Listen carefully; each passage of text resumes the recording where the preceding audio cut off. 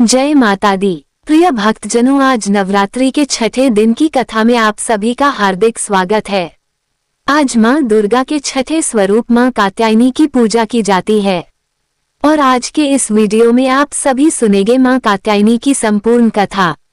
नवरात्रि में छठे दिन मां भगवती के कात्यायनी स्वरूप की पूजा करके विधि विधान से मंत्र जाप करके जो भक्त कथा का श्रवण करता है, मां उसके जीवन के सभी कष्ट दूर करती हैं और उनकी झोलियां खुशियों से भर देती हैं।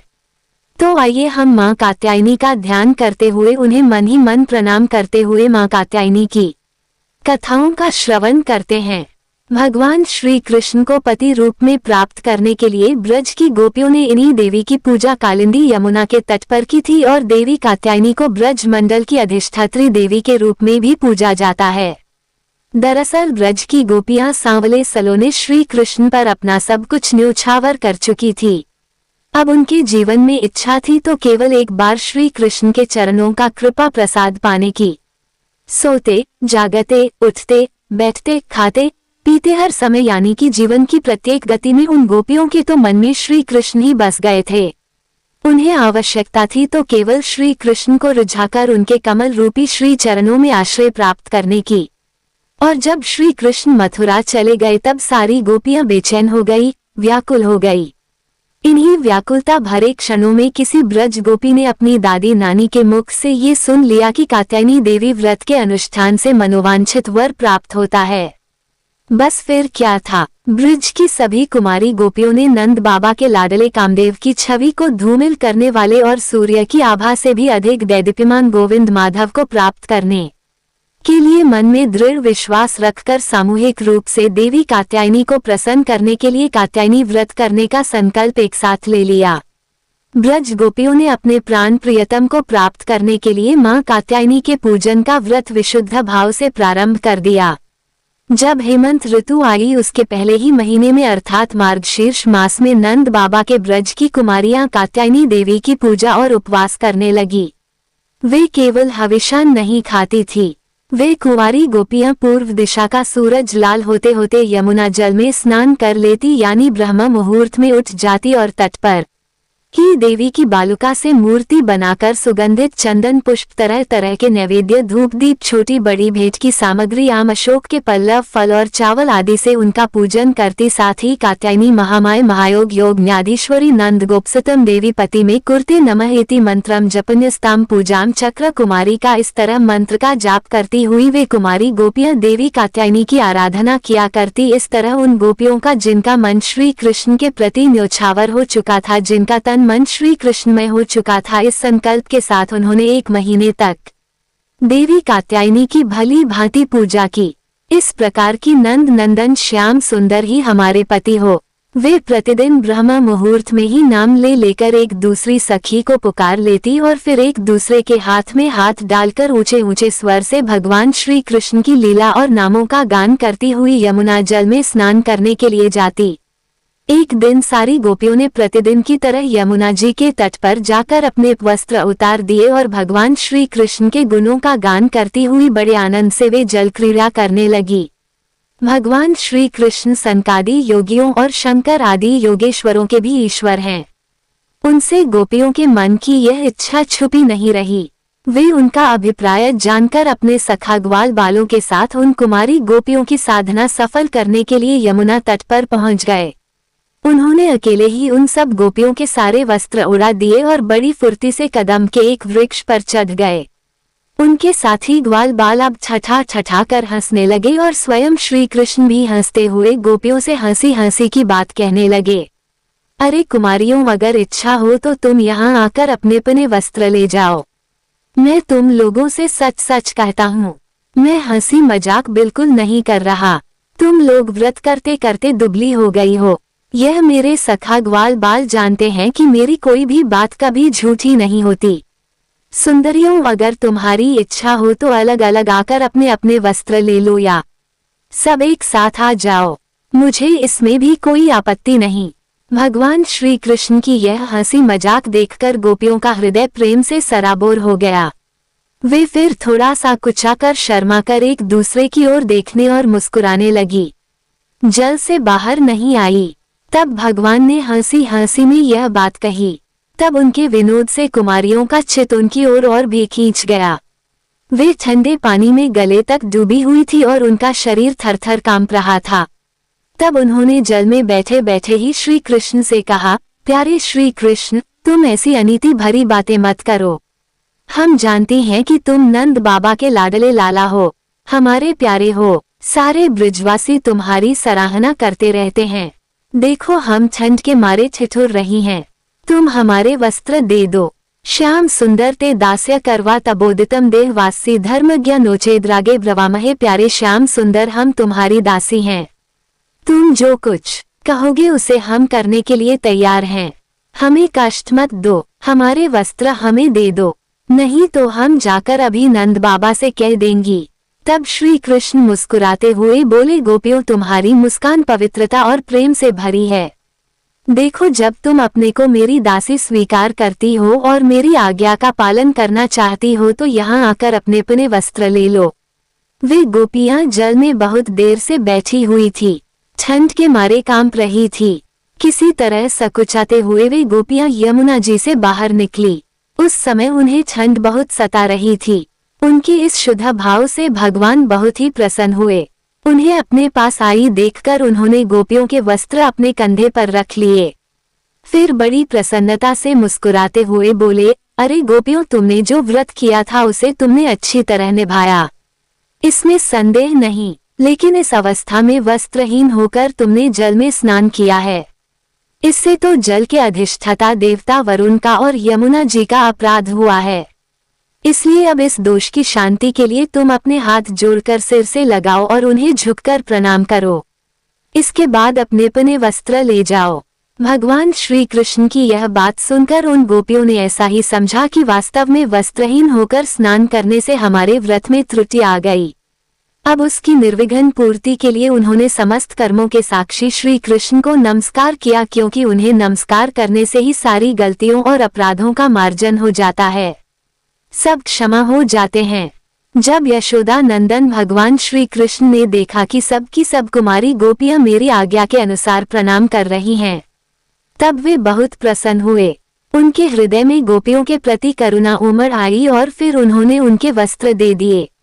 श्री कृष्ण ने गोपियों से छल भरी बातें की, उनका लज्जा संकोच छुड़ाया, हंसी की और उन्हें कठपुतलियों के समान नचाया, यहाँ तक कि उनके वस्त्र भी हर लिए। फिर भी वे गोपियां उनसे रुष्ट नहीं हुई।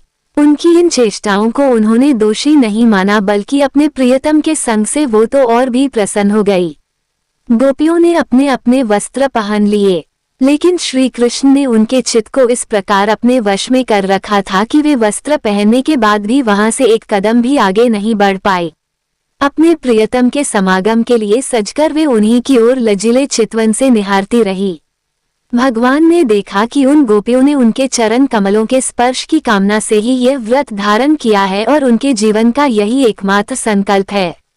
तब गोपियों के प्रेम के अधीन होकर उखल तक में बंध जाने वाले भगवान श्री कृष्ण उनसे कहने लगे, मेरी परम प्रियसी कुमारियों, मैं तुम्हारा ये संकल्प जानता हूँ कि तुम मेरी पूजा करना चाहती हो। तुम्हारी इस इच्छा का अनुमोदन करता हूँ। तुम्हारा ये संकल्प सत्य होगा, तुम मेरी पूजा कर सकोगी। जिन्होंने अपना मन और प्राण तक मुझे समर्पित कर रखा है, उनकी कामनाएं उन्हें सांसारिक भोगों की ओर ले जाने में समर्थ नहीं होती। ठीक वैसे ही जैसे भुने हुए या उबले हुए बीज फिर से अंकुर के रूप में उगने के लायक नहीं रह जाते। इसलिए गोपियों, अब तुम अपने अपने घर लौट जाओ। तुम्हारी साधना सिद्ध हो गई है। अब आने वाली शरद ऋतु की रात्रि में तुम मेरे साथ विहार करोगी। गोपियों, इसी उद्देश्य से तुम लोगों ने यह व्रत और कात्यायनी देवी की पूजा की थी। फिर भगवान की आज्ञा पाकर वह गोपियां जाने की इच्छा न होने पर भी बड़े कष्ट से ब्रज में गई। अब उनकी सारी कामनाएं पूर्ण हो चुकी थी। इस प्रकार जैसे जिसके मन में कामना हो कात्यायनी देवी और भगवान श्री कृष्ण की कृपा से वह मनोकामना पूर्ण हो जाती है। माँ कात्यायनी का नाम कात्यायनी क्यों पड़ा, इसके विषय में पुराणों में कथा प्रचलित है। पौराणिक कथाओं के अनुसार वामिक नाम के एक ऋषि थे जिनके पुत्र का नाम कत्य था। आगे चलकर कात्य वंश में ऋषि कात्यायन का जन्म हुआ। उनकी कोई संतान नहीं थी और वे देवी भगवती को अपनी पुत्री के रूप में पाने की तीव्र इच्छा रखते थे। ऋषि कात्यायन ने अपनी इस इच्छा की पूर्ति के लिए कठोर तपस्या प्रारंभ कर दी और फिर एक दिन उनकी भक्ति से प्रसन्न होकर देवी भगवती उनके समक्ष प्रकट हुई। ऋषि कात्यायन ने अपनी इच्छा व्यक्त की और देवी ने उनके घर पुत्री के रूप में जन्म लेने का वचन दिया। इस दौरान राक्षस महिषासुर का आतंक तीनों लोकों में फैल गया, जिससे देवता और मनुष्य दोनों त्रस्त हो गए।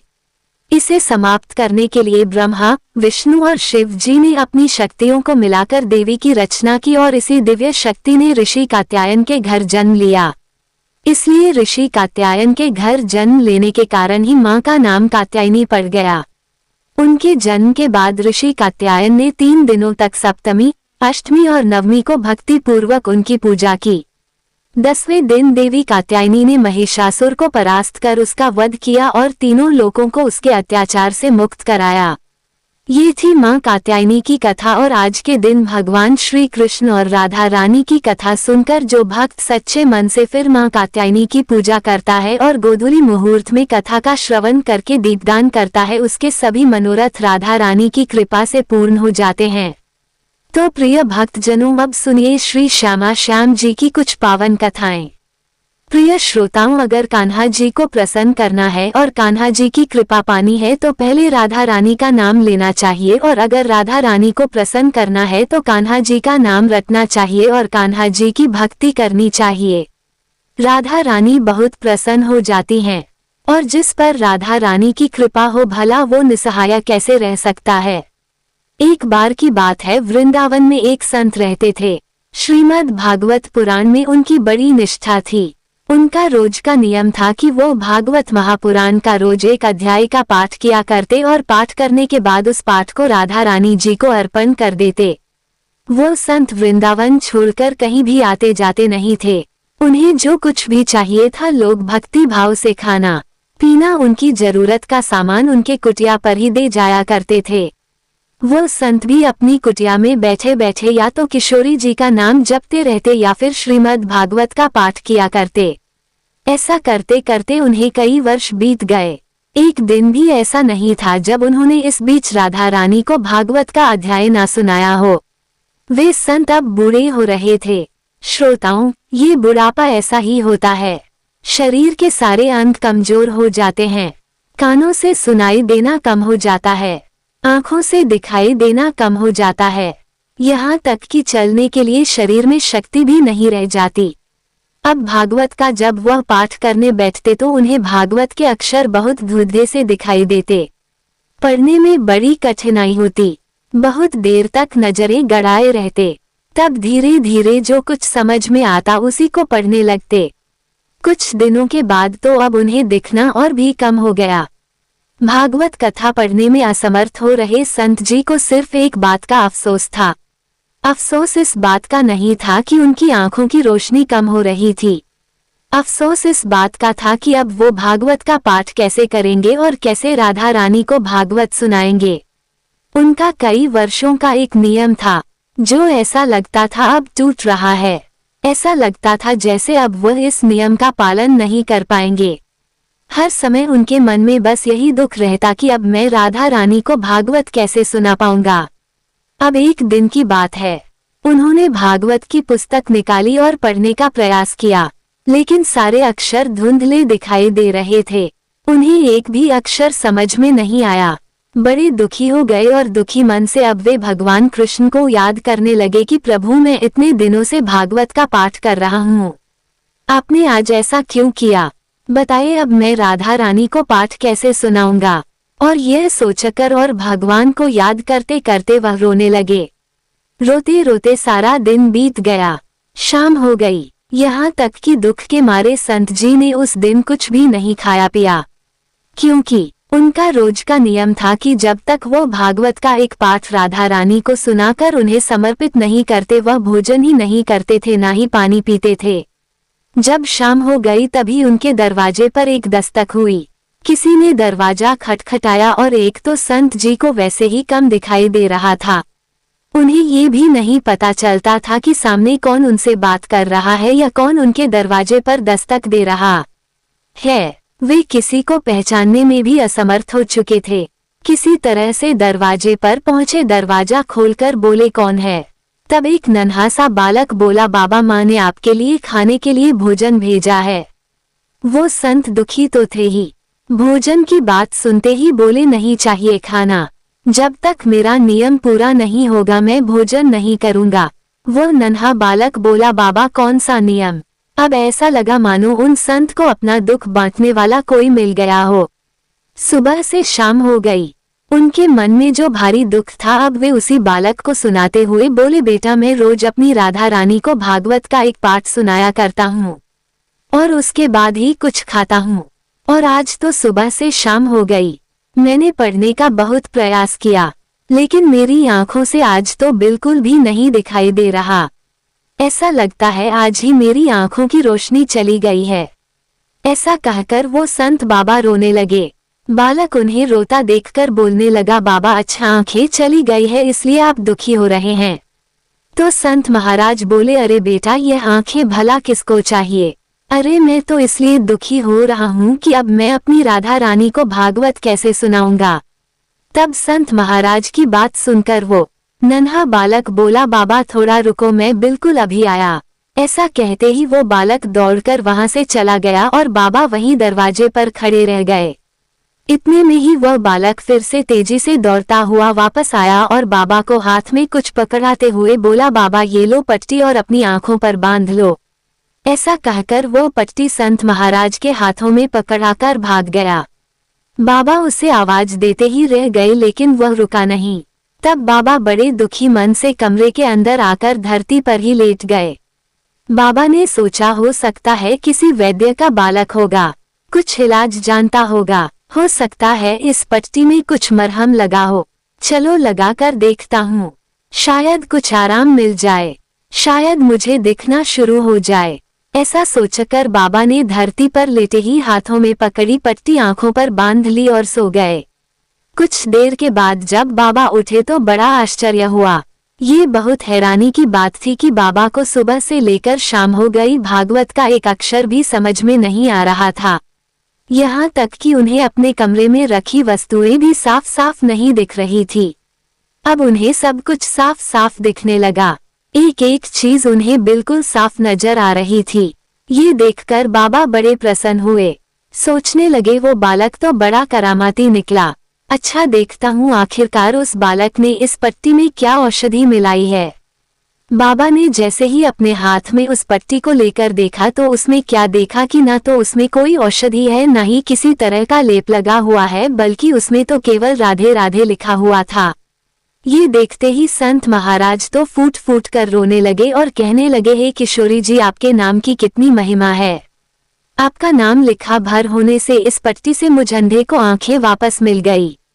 मुझे और क्या चाहिए। बाबा बोले राधे मुझसे श्लोक सुनने में आपको कितना आनंद आता है।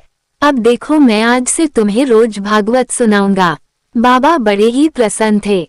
बहुत खुशी के साथ, बड़ी उत्साह के साथ वह जल्दी से उठ गए और फिर रात में ही स्नानादि करके पाठ करने बैठ गए। आज जब वे राधा रानी को भागवत सुना रहे थे तो उनकी आवाज में एक अलग ही खुशी थी, एक अलग ही ऊर्जा थी। होती भी क्यों ना स्वयं राधा रानी और बांके बिहारी जी ने जो उन पर इतनी बड़ी कृपा की थी। प्रेम से बोलिए श्री राधे रानी की जय, बांके बिहारी की जय। जैसे कान्हा जी अपने सच्चे भक्तों पर बहुत जल्दी प्रसन्न हो जाते हैं और उनकी पुकार सुनकर वह दौड़े चले आते हैं, उसी तरह राधा रानी भी अपने भक्तों की पुकार जरूर सुनती हैं। एक बार की बात है, एक सेठ जी थे और एक गांव में रहा करते थे। भरा पूरा परिवार था, वो बहुत धनी थे। उनके 3 बेटे थे, लेकिन उनकी कोई भी बेटी नहीं थी। इस बात की कमी सेठ जी को बहुत खलती थी। कुछ समय बीता तो एक दिन सेठ जी की पत्नी का देहांत हो गया। समय का पहिया घूमता रहा, समय हुआ तो विवाह योग्य सभी बेटों का विवाह भी कर दिया गया। सेठ जी का अच्छा खासा कारोबार था। दिन भर सेठ जी के बेटे कारोबार संभालते और शाम होने पर अपने बच्चे और अपनी पत्नियों के साथ व्यस्त रहते। सेठ जी की सुनने वाला अब परिवार में कोई नहीं था। कोई भी ऐसा नहीं था जिससे सेठ जी अपने मन की बात कह सुन सके। सेठ जी को शुरू से ही इस बात का बड़ा अफसोस था कि उनकी कोई बेटी नहीं है और अब उनकी पत्नी भी उनके साथ नहीं थी। उनकी पत्नी भी अब उनका साथ छोड़कर जा चुकी थी। सेठ जी के मन में ये कसक और भी बढ़ने लगी कि उनकी कोई पुत्री क्यों नहीं है। एक दिन एक बहुत पहुंचे हुए महात्मा सेठ जी के घर पर आए और उन्हें दुखी देखकर पूछने लगे कि सेठ जी क्या बात है, तुम्हें किस बात की परेशानी है, तुम इतना दुखी क्यों लग रहे हो। तब सेठ जी ने अपने दुख का कारण उन महात्मा को बताया कि महात्मा जी मेरी कोई भी बेटी नहीं है, इस कारण से मुझे अपने जीवन में यह अभाव लगा रहता है और मुझे बड़ा अफसोस होता है, बहुत दुख होता है कि मेरी कोई बेटी क्यों नहीं है। अगर मेरी बेटी होती तो वह भी मेरा ध्यान रखती, मेरे मन की बात सुनती, मैं भी उससे अपने मन का बोझ कह सुनकर हल्का कर लिया करता। तब वो पहुंचे हुए महात्मा कहने लगे कि सेठ जी तुम राधा रानी को ही अपनी बेटी मान लो। हमारे जीवन में जब जिस चीज की कमी होती है तो उसे भगवान ही तो पूरा करते हैं। अब भला बेटी ना होने के कारण तुम इतने परेशान हो, परेशान होने से क्या होगा भला। तुम राधा रानी को एक बार अपनी बेटी मान कर देखो और जब भी तुम्हारा मन चाहे, जब भी तुम उदास हुआ करो, अपने दिल की सारी बात राधा रानी से कर लिया करना और फिर तुम्हें यह अभाव कभी नहीं सताएगा कि तुम्हारी कोई बेटी क्यों नहीं है। महात्मा जी की यह बात सेठ जी को बड़ी अच्छी लगी और फिर उन्होंने ऐसा ही किया। खूब खुश होकर बाजार गए और वहां से राधा रानी की एक सुंदर सी मूर्ति खरीद कर ले आए। उन्हें पहनाने के लिए सुंदर सुंदर पोशाकें भी ले आए। हर दिन वह राधा रानी की मूर्ति को स्नान कराते और उनकी पोशाक बदलते, उनसे खूब सारी बातें करते और फिर हर दिन खुद भोजन करने से पहले राधा रानी को भोग लगाते। सोने से पहले यह उनका नियम बन गया था कि वह राधा रानी के साथ खूब बातें करते, दिन भर की बातें राधा रानी को सुनाया करते। ऐसा करते करते सेठ जी दिल से ही राधा रानी को अपनी बेटी मानने लगे और वो ये भूल ही गए कि उनकी कोई बेटी नहीं है और वे इस एक निर्जीव सी मूर्ति को ही अपनी बेटी मान बैठे हैं। लेकिन भक्ति में मगन सेठ जी को किसी भी बात का आभास नहीं था। उन्हें बस पता था तो ये कि उनकी एक बेटी है जिससे वह हर दिन खूब सारी बातें करते हैं। अब जब तक सेठ जी दिन भर राधा रानी से बात ना कर ले या उनकी पसंद का भोजन राधा रानी को ना खिला ले, उनका मन ही नहीं लगता था। जब तक वह उनसे बात नहीं कर लेते तब तक उनके मन को बड़ी बेचैनी रहती। बहुत सारी बातें करने के बाद, अपने दिल की सारी बातें कहने के बाद ही उनके मन को सुकून आया करता था। एक बार की बात है, सेठ जी के घर पर चूड़ी बेचने वाली एक मनिहारिन आया करती थी और सेठ जी की बहुएं उस मनिहारिन से खरीदकर चूड़ियां पहनती थी। एक दिन वो मनिहारिन चूड़ी बेचने के लिए सेठ जी के घर आई। तब उसने सेठ जी की तीनों बहुओं को उनकी पसंद की चूड़ियां पहनाई। मनिहारिन सेठ जी के घर पर बैठी हुई थी। सेठ जी की तीनों बहुएं तो चूड़ियां पहनकर चली गई। उनके ही सामने एक छोटी सी कन्या आई और मनिहारिन से कहने लगी कि मुझे भी चूड़ियां पहना दो, खूब सारी रंग बिरंगी। चूड़ी वाली ने सोचा कि शायद सेठ जी के घर पर कोई मेहमान आया होगा, उन्हीं की यह कन्या होगी, तो उसने भी उस नन्ही बालिका को चूड़ियां पहना दी। और उसके बाद वो चूड़ी वाली मनिहारिन सेठ जी से पैसे मांगने सेठ जी की दुकान पर पहुंच गई और कहने लगी कि मुझे चूड़ियों के पैसे दे दो, और उसने पहले से अधिक पैसे मांगे। तो सेठ जी ने कहा, क्या बात है, तुम हर बार तो इतने रुपए की चूड़ियां पहना कर जाती हो, क्या तुम्हारी चूड़ियां महंगी हो गई हैं जो हर बार से अधिक रुपए मांग रही हो। तो मनिहारिन बोली कि नहीं सेठ जी, मैंने चूड़ियों का दाम तो नहीं बढ़ाया, हाँ लेकिन आज मैंने 3 लोगों को नहीं बल्कि 4 लोगों को चूड़ियां पहनाई है। सेठ जी ने सुना तो कहने लगे, अरे तुमसे कोई गलती होगी, मेरे घर पर तो चूड़ी पहनने के लिए सिर्फ 3 बहुएं हैं, ये लो तुम 3 बहुओं की चूड़ी के पैसे रखो। मनिहारिन भी कुछ नहीं बोली, सेठ जी से पैसे लेकर चुपचाप अपने घर आ गई। शाम हुई तो सेठ जी दुकान से अपने घर पर आए। आकर उन्होंने सबसे पहले राधा रानी को भोग लगाया और फिर हर बार की तरह दिन भर की सारी बातें राधा रानी से बताए और सो गए।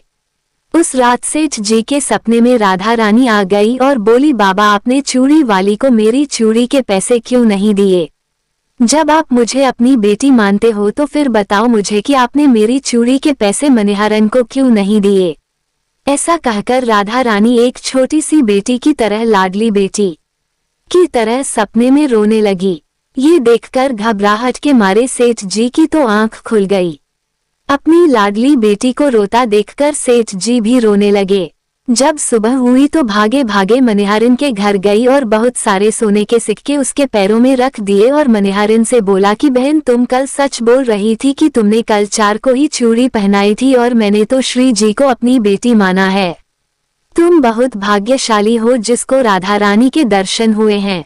अरे मैं तो इतने दिनों से उनके दर्शन को तड़प रहा हूँ और तुमने बस एक बार में ही उनके दर्शन कर लिए। ऐसा कहकर सेठ जी रोने लगे। फिर हाथ जोड़कर बोले, बहन तुम्हें चूड़ी का जो भी दाम चाहिए मुझसे मांग लो। सेठ जी को रोता देखकर मनिहारन की आंखों में भी आंसू आ गए और मन ही मन सोचने लगी कि जब मुझे खुद राधा रानी के दर्शन हो ही गए हैं तो फिर भला मुझे सेठ जी से दान क्यों लेने, और मुझे इससे ज्यादा क्या चाहिए। वो भी सेठ जी के सामने हाथ जोड़कर बोली कि आपके ही कारण मुझे राधा रानी के दर्शन हुए हैं और मेरा ये जीवन सफल हो पाया। अब मुझे कुछ नहीं चाहिए। ऐसी है हमारी लाडली जो की महिमा। सभी प्रेम से बोलिए श्री राधा रानी की जय। अगर लाडली जी की यह कथाएं आपके मन को छू गई हो तो इस वीडियो को लाइक तो जरूर कीजिएगा। अब सुनिए मां कात्यायनी स्तोत्र का हिंदी अनुवाद। मैं मनोवांछित लाभ प्राप्त करने के लिए सभी तरह के मनोरथों को पूर्ण करने वाली, मस्तक पर अर्धचंद्र धारण करने वाली, सिंह की सवारी करने वाली, 4 भुजाओं वाली और यश प्रदान करने वाली मां कात्यायनी की वंदना करती हूँ। कात्यायनी माता के शरीर का रंग स्वर्ण धातु जैसा चमकदार है। वे हमारे आज्ञा चक्र में स्थित होती हैं और उसे मजबूत करने का कार्य करती हैं। वे मां दुर्गा का 6ठा रूप है, जिनके 3 नेत्र हैं। उनके हाथ भक्तों को वरदान और अभय देने की मुद्रा में है। ये धरती उनके पैरों में है और हम सभी भक्तगण मां कात्यायनी का ही ध्यान करते हैं। मां कात्यायनी पीले रंग के वस्त्र धारण करती हैं। उनके मुख पर स्नेह के भाव हैं और उन्होंने नाना प्रकार के आभूषणों से अपना अलंकार किया हुआ है। उन्होंने अपने शरीर पर मंजीर, हार, क्यूर, किंकरी और रत्नों से जड़ित कुंडल धारण किए हुए हैं। मैं प्रसन्न मन के साथ मां कात्यायनी की आराधना करती हूँ। उनका स्वरूप बहुत ही सुंदर, कमनीय, रमणीय और वैभव युक्त है। तीनों लोकों में उनकी पूजा की जाती है। कात्यायनी देवी की आभा से हम सभी को अभय मिलता है और हमारे भय दूर हो जाते हैं। उन्होंने अपने हाथ में कमल पुष्प ले रखा है और मस्तक पर मुकुट पहन रखा है जिसमें से प्रकाश निकल रहा है। उनका मुख आनंद देने वाला है और वे भगवान शिव की पत्नी हैं और हम सब उन्हें नमस्कार करते हैं। मां कात्यायनी ने पीले रंग के परिधान धारण कर रखे हैं और तरह तरह के आभूषणों से अपना श्रृंगार किया हुआ है। वे सिंह की सवारी करती हैं और उनके हाथों में कमल का फूल है। हम सब माता के सेवक हैं और उन्हें प्रणाम करती हैं। देवी कात्यायनी हमें आनंद प्रदान करती है और वे ही परम सत्य और परम ब्रह्म का रूप हैं। कात्यायनी देवी ही सर्वशक्तिशाली और परम भक्ति का स्वरूप हैं। वे मां कात्यायनी अपने भक्तों पर सदैव कृपा करें। हम सब उन्हें नमन करते हैं। मां कात्यायनी इस विश्व को चलाती हैं, हमें जीवन देती हैं, हमारा जीवन लेती भी हैं और इस विश्व में प्रेम का संचार करती हैं। वे ही इस विश्व के प्राणियों की हर चिंता हर लेती हैं। हम सभी माता को बारंबार प्रणाम करते हैं। मां कात्यायनी इस सृष्टि का बीज मंत्र हैं और वे ही इस सृष्टि की आधार देवी हैं। जो भी कात्यायनी माता के बीज मंत्र का जाप करता है उसे परम आनंद की प्राप्ति होती है। कात्यायनी माता ही हमारा भरण पोषण करती हैं। हम सभी कात्यायनी देवी की ही संतान हैं। कात्यायनी मां के ध्यान से हमें हर्ष की अनुभूति होती है। वे ही हमें धन और सुख प्रदान करती हैं।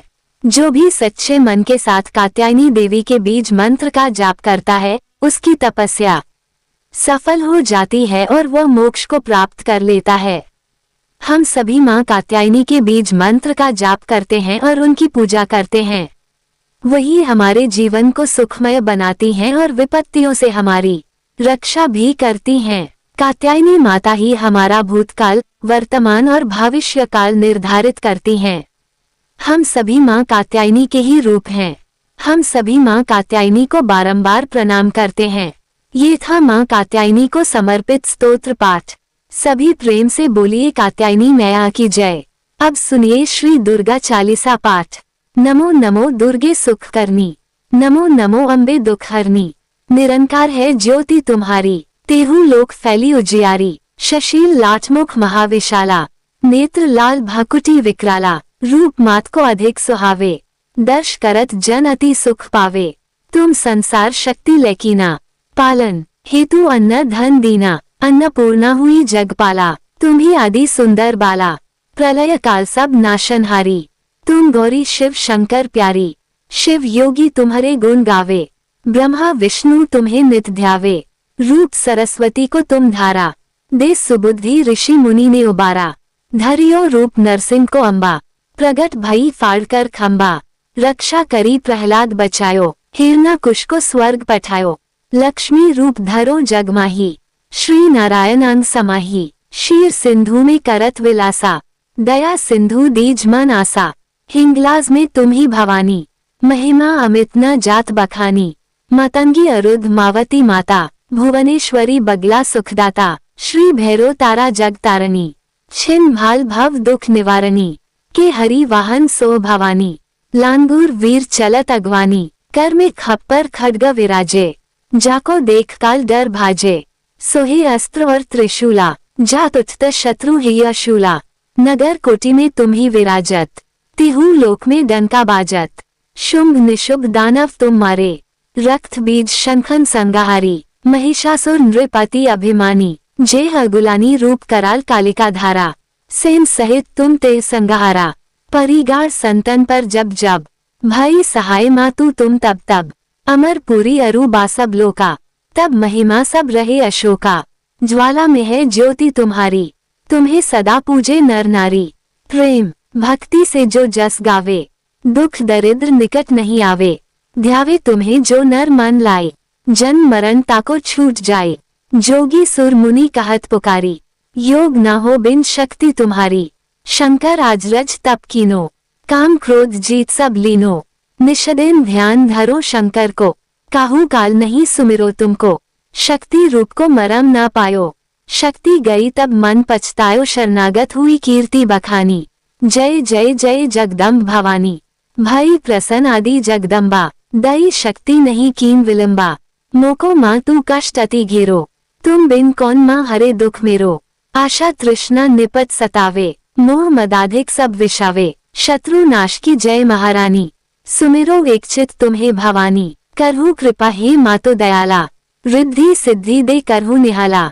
जब जीव दया फल पाऊं, तुमरो यश मैं सदा सुनाऊं। दुर्गा चालीसा जो कोई गावे, सब सुख भोग परम पद पावे। श्री दुर्गा चालीसा समाप्त। प्रिय भक्त जनों, अब हम सभी मिलकर माता रानी से क्षमा याचना करते हैं, ताकि हमारे द्वारा हुई किसी भी गलती के लिए माता रानी हमें क्षमा कर सके। हे परमेश्वरी, मेरे द्वारा रात दिन सहस्त्रों अपराध होते रहे हैं, अतः आप मुझे अपनी सेवक समझकर कृपापूर्वक मेरे उन अपराधों को क्षमा करो। न तो मैं आह्वान करना ही जानती हूँ, ना विसर्जन करना ही जानती हूँ, और ना पूजा ही करना जानती हूँ। हे परमेश्वरी, मुझे क्षमा करो। हे सुरेश्वरी, मैंने जो मंत्रहीन, क्रियाहीन और भक्तिहीन पूजन किया है वह सब आपकी दया से पूर्ण हो। सैकड़ों अपराध करके भी भक्त आपकी शरण में आकर केवल जगदम्ब कहकर ही मोक्ष को प्राप्त करते हैं, जिसे ब्रह्मादि देवगण भी पाने में असमर्थ होते हैं। हे जगदम्बिके, मैं अपराधी हूँ, किंतु आपकी शरण में आई हूँ, अतः इस समय मैं दया की पात्र हूँ। आप जैसा चाहो वैसा करो। अज्ञानवश या बुद्धि भ्रम होने के कारण भूल से मैंने जो कुछ भी कम या अधिक कर दिया हो, हे देवी, हे परमेश्वरी, सब अपराध क्षमा करो और प्रसन्न हो। हे जगन माता, हे कामेश्वरी, सच्चिदानंद स्वरूपिणी परमेश्वरी, आप प्रेम पूर्वक मेरी यह पूजा स्वीकार करो और मुझ पर प्रसन्न हो। आप गुप्त से भी गुप्त वस्तु की रक्षा करने वाली हो। आप मेरे किए हुए इस जप को ग्रहण करके मेरे सभी अपराधों को क्षमा करो। हे देवी, हे महेश्वरी, आपकी कृपा से मुझे सिद्धि की प्राप्ति हो।